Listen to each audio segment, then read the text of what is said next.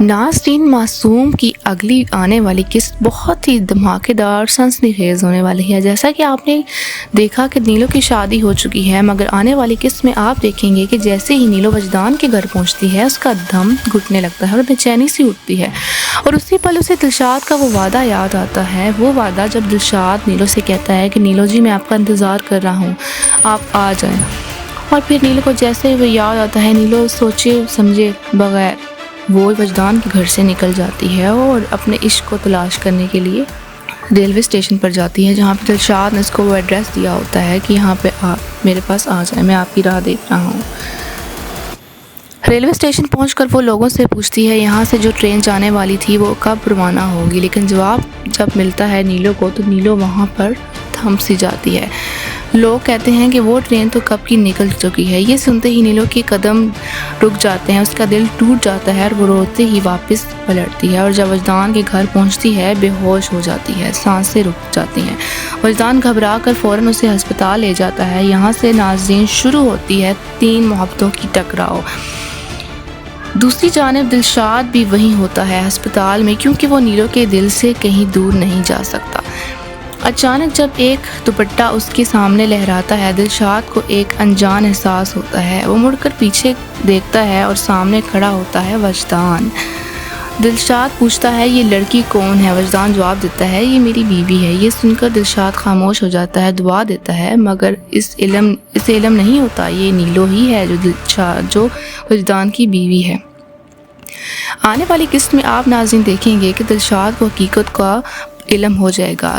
جس لڑکی کو وہ دعائیں دے رہا تھا اصل میں وہ نیلو ہے، اور وہ حقیقت میں وجدان کی بیوی بن چکی ہے۔ یہاں سے شروع ہوگی محبت کی نئی جنگ۔ اب دلشاد فیصلہ کرتا ہے جب تک میں کچھ بن نہیں چاہتا میں نیلو سے نہیں ملوں گا، جب میں کچھ بن جاؤں گا تو ہی نیلو کو حاصل کروں گا۔ اور دوسری طرف نیلو ہوش میں آتی ہے، خاموش، الجھی اور گمسم۔ وجدان اسے کہتا ہے نیلو تمہیں کیا ہوا ہے؟ تم پریشان کیوں ہو؟ تمہیں یہاں پہ کسی قسم کی کوئی پریشانی نہیں ہوگی، تم جو چاہو گی تمہیں وہی ملے گا۔ نیلو آہستہ آواز میں کہتی ہے کہ مجھے وہ سب کچھ ملے گا جو میں چاہتی ہوں۔ تو وجدان کہتا ہے ہاں تم مانگ کر تو دیکھو۔ جب نیلو کہتی ہے کہ مجھے چھوڑ دو، آزاد کر دو، تو یہ سن کے وجدان ایک دم رک سا جاتا ہے۔ وہ کہتا ہے یہ تم کیا کہہ رہی ہو نیلو؟ شادی تو تم سے پوچھ کے ہوئی ہے اور اب تم کہہ رہی ہو کہ میں تمہیں چھوڑ دوں؟ شادی کوئی گڈا گڈی کا کھیل نہیں ہے، میں تمہیں نہیں چھوڑ سکتا، اور یہ خواہش تم اپنے ذہن سے نکال دو۔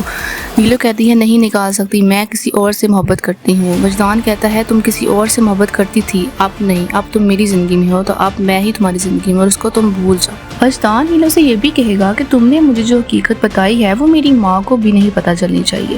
اب سوال یہ ہے ناظرین کہ نیلو وجدان کے ساتھ نئی زندگی کا آغاز کرے گی یا دلشاد کی یادوں کو دل میں سجا کر تنہا ہو جائے گی؟ کیا دلشاد اپنی منزل پا سکے گا، یا جب تک وہ لوٹے گا سب کچھ بدل چکا ہوگا؟ ہو سکتا ہے نیلو کے دل میں وجدان بس چکا ہو اور پھر دلشاد کے لیے کچھ بھی نہ بچے۔ ناظرین، اگلی قسط کا ریویو بے حد دلچسپ ہونے والا ہے، اسے ہرگز مس مت کریے گا۔ اگر ویڈیو پسند آئی ہو تو لائک کریں اور چینل کو سبسکرائب کریں اور بیل آئیکن پر کلک کریں تاکہ ہماری تمام اپڈیٹ سب سے پہلے آپ تک پہنچے۔ ملتے ہیں اگلے ریویو میں، تب تک کے لیے